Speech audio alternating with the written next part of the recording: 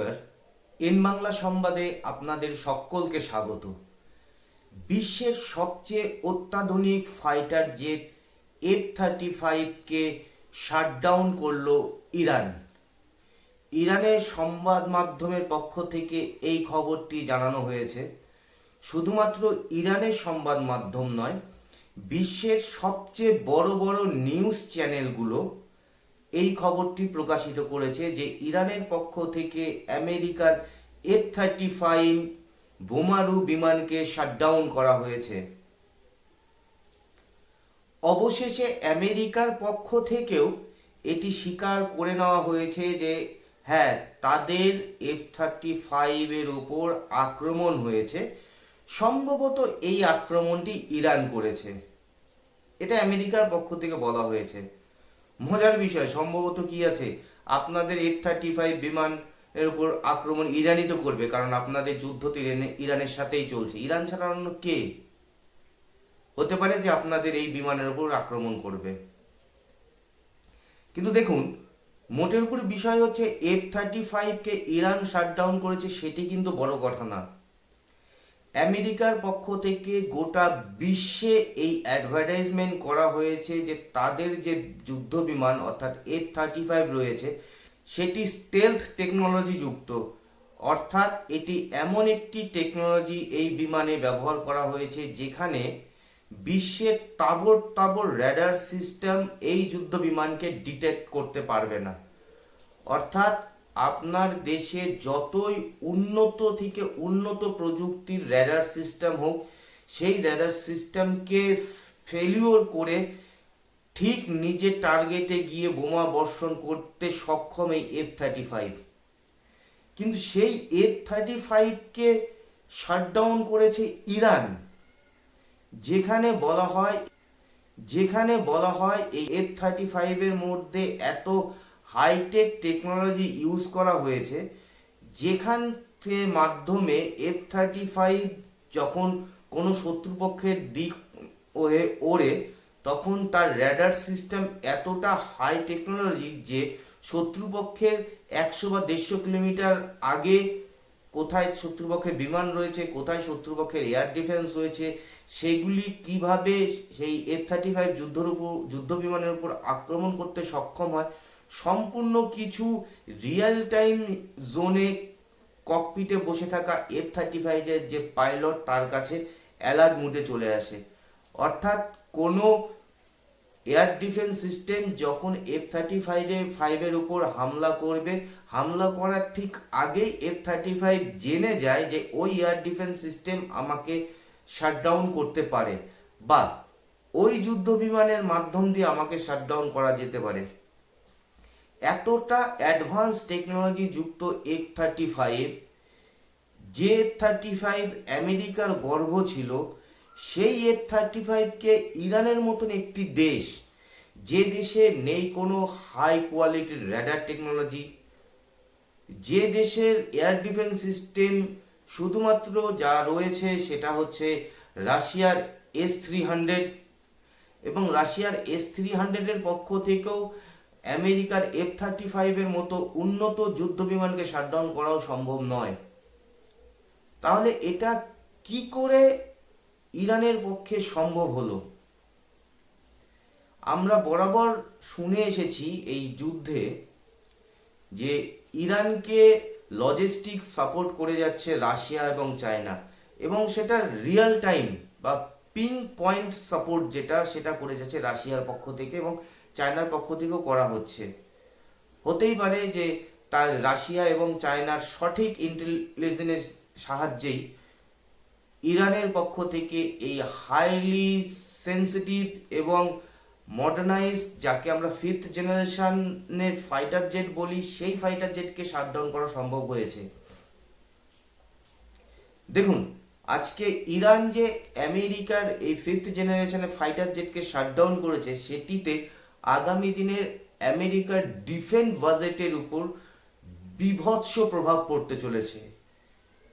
অবশ্যই আমেরিকার ডিফেন্স বাজেটের উপর প্রভাব পড়লো মানে আমেরিকার অর্থনৈতিক উপরও প্রভাব পড়বে, আর আমেরিকার অর্থনীতির উপর প্রভাব পড়া আমাদের ভারতের মতন উন্নতিশীল দেশের জন্য তো অত্যন্তই সুখবর, তাহলে অবশ্যই ভারতীয়রা যারা এই ভিডিওটাকে দেখছেন তারা অবশ্যই এই ভিডিওটাকে লাইক করবেন এবং কমেন্ট অবশ্যই করবেন এই ভিডিওটিকে নিয়ে।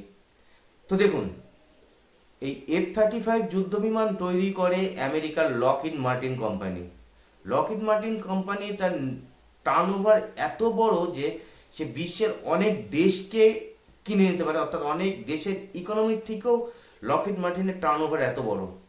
লকহিড মার্টিন গোটা বিশ্বে তার যুদ্ধ জাহাজ থেকে শুরু করে বিভিন্ন রকম ক্ষেপণাস্ত্র সব কিছু বিক্রি করে, এবং আমেরিকা তার এই যুদ্ধ বিমানকে নিয়ে গোটা বিশ্বে কিন্তু চরম থেকে চরমতরভাবে যতটা প্রয়োজন তার থেকে অনেক বেশি অ্যাডভার্টাইজমেন্ট করেছিল এই যুদ্ধ বিমানকে নিয়ে।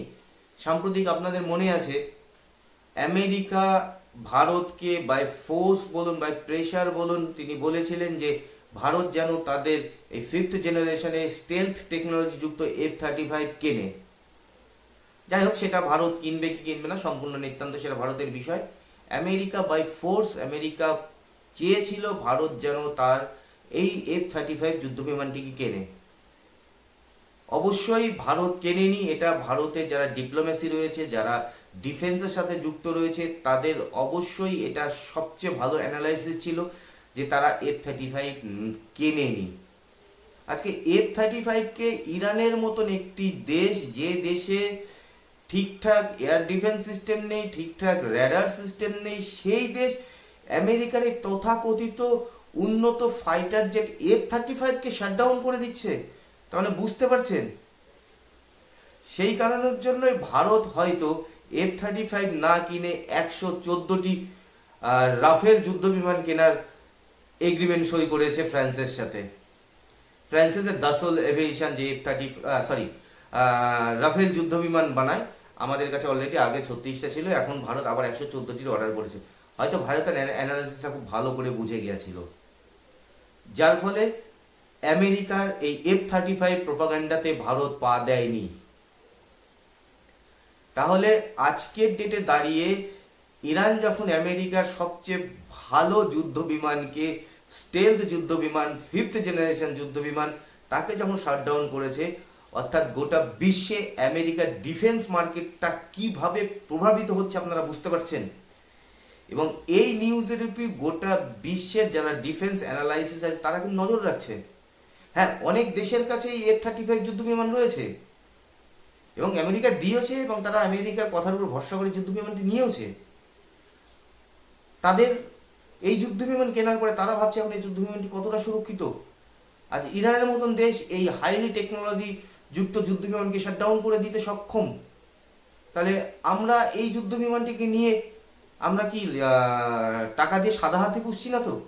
কথার কথা, F-35 হিউজ মূল্য, অনেক দাম, এবং সেটাকে মেনটেন্যান্সেরও অনেক পরিমাণে খরচা।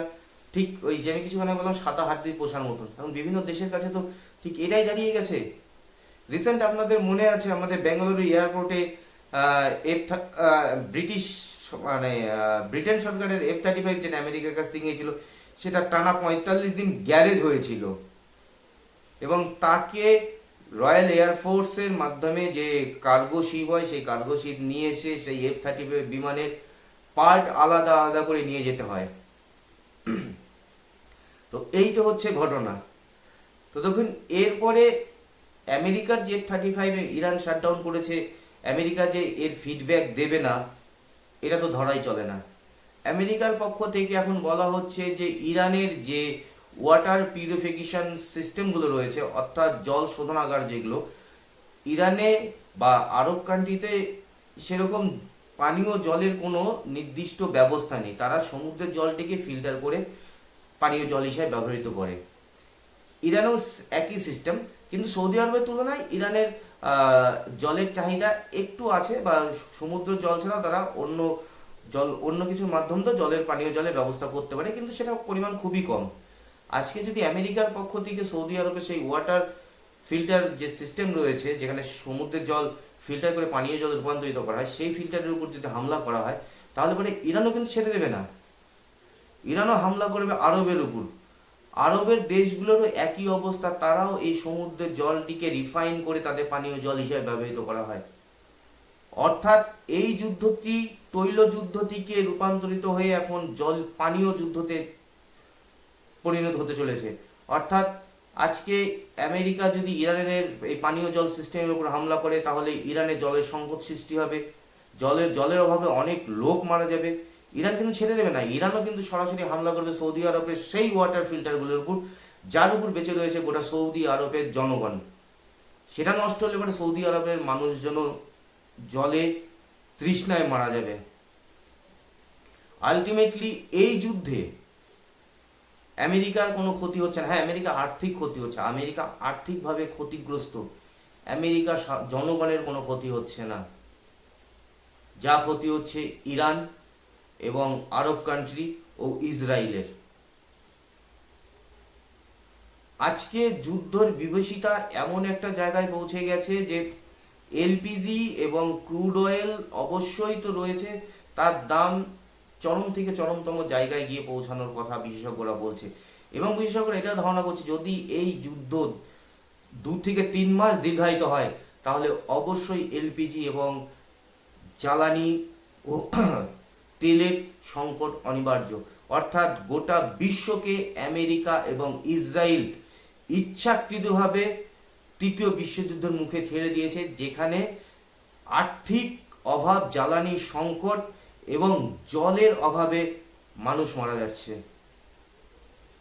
আজকের এই যুদ্ধ পরিস্থিতি নিয়ে এই আপডেট ছিল।